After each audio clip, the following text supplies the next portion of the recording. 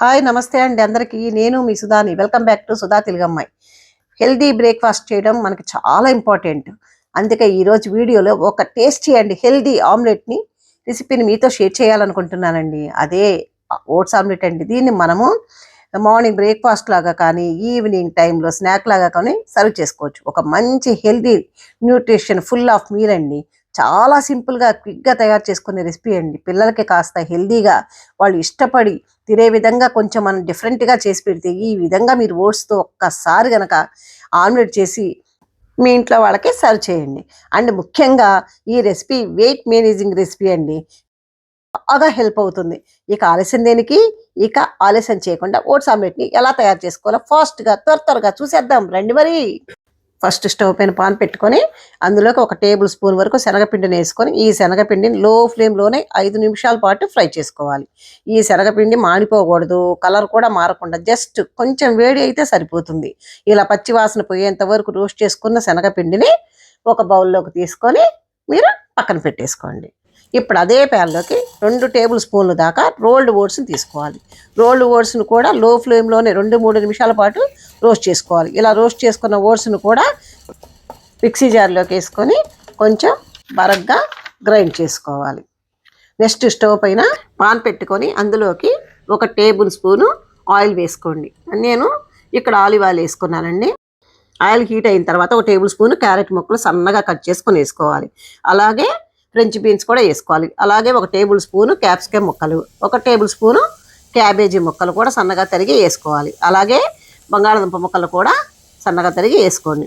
అలాగే 1 medium size ఉల్లిపాయలను కూడా సన్నగా తరిగిన ముక్కలు వేసుకోవాలి. ఇప్పుడు ఇవన్నిటిని వెజిటబుల్స్ అన్నిటినీ కూడా చిన్నగా లో ఫ్లేమ్లో పెట్టుకొని ఫ్రై చేసుకోవాలి.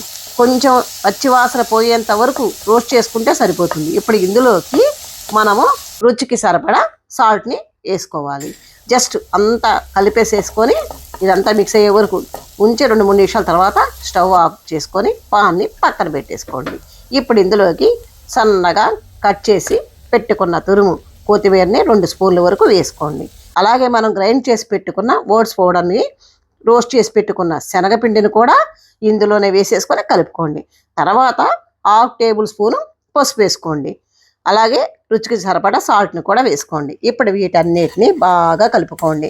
నెక్స్ట్ ఇందులోకి మీరు తినాలనుకుంటే కారాలు కూడా వేసుకోవచ్చు. నేను ఇక్కడ చిల్లీ ఫ్లేక్స్ వేస్తున్నానండి.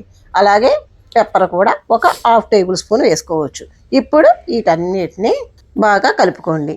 ఇప్పుడు ఇందులోకి మనం కలుపుకోవడానికి 4 నుంచి 5 దాకా ఎగ్స్ని తీసుకొని ఇలా బ్రేక్ చేసుకొని యాడ్ చేసుకోండి.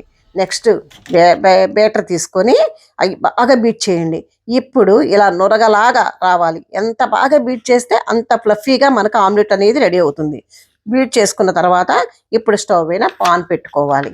ఇప్పుడు పాన్లోకి కాస్త బటర్ వేసుకోండి. బటర్ అంతా కరిగిపోయిన తర్వాత మీకు కావలసిన సైజులో ఈ బీట్ చేసుకున్న బ్యాటర్ ఉంది కదండి, కొంచెంగా పాన్లోకి వేసుకొని ఆమ్లెట్ వేసుకోవాలి. ఫ్లేమ్ని మాత్రం మీడియం ఫ్లేమ్లోనే పెట్టి 2 వైపులా గోల్డెన్ షేడ్ వచ్చేంత వరకు ఆమ్లెట్ని రోస్ట్ చేసుకోవాలి. ఆమ్లెట్ని పక్కకి తీసేసిన తర్వాత మళ్ళీ నెక్స్ట్ బ్యాచ్ కింద మీకు ఎన్ని ఆమ్లెట్స్ కావాలంటే అన్ని ఆమ్లెట్స్లు వేసేసుకోండి.